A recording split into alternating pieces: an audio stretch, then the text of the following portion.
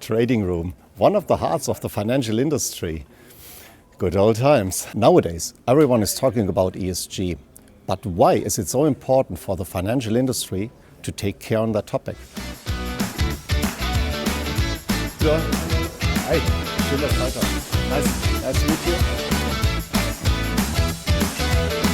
Someone who can tell me more is Gerald. Why is it so important for financial institutions to take care on the topic ESG? That we as a financial sector, we are only relevant for our clients if we are an enabler for change. And ESG is one of those areas where we can truly showcase how we can be and have to be enablers. Because we in the end are there to enable the transformation of real economies and arguably of wider societies with regards to ESG. So got it, but what does it mean in practice for our clients? How can we help them to enable? Well, I would argue that we enable our clients for change with our products, with our ESG financial products. So if you're a client and you engage in an ESG financial transaction, it means that you have to define what's ESG for you. You have to set up a governance structure to make sure that you do the right thing. And in the end, you have to report about metrics and progress. I think this shows how ESG financial products can truly help to link ESG to the heart of your strategy as a client. What are the main challenges? For me, there are two main challenges. The first one is the lack of globally accepted standards and definitions. There's lots of talk about greenwashing, so that you declare something green which might not actually be what it promises to be. I think the biggest cure that we could have for this are globally accepted ESG definitions. But I have to say that the European Union is doing great pioneer work with the EU taxonomy. The second topic for me is measurement.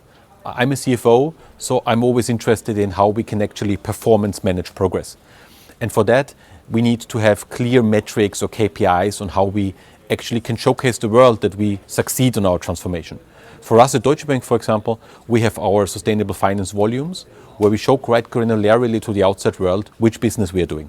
Do you have a specific example a client could use? An example could be their own decarbonization journey.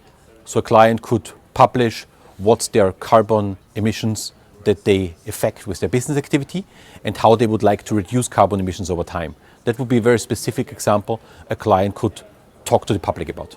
Sounds like a real challenge, but how can we get everyone on board? Well, I think in the end we need to make clear that this is the key for future competitiveness. And if you can successfully explain to a client or to wider society that this is absolutely crucial for us to remain competitive, then people are on board. This is one of the areas where Europe is at the lead at the moment. So it is absolutely vital for us to remain in the lead, especially as we see the United States and other economic areas catching up rapidly. We'll see you at the COP26, Gerald. Is there anything, any wish you want to note down? Sure.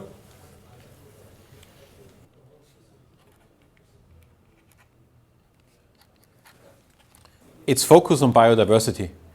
There is so much talk about carbon emission reduction, but I would argue that biodiversity and everything that is connected with biodiversity, such as land usage, protection of the oceans, and so far, is equally important.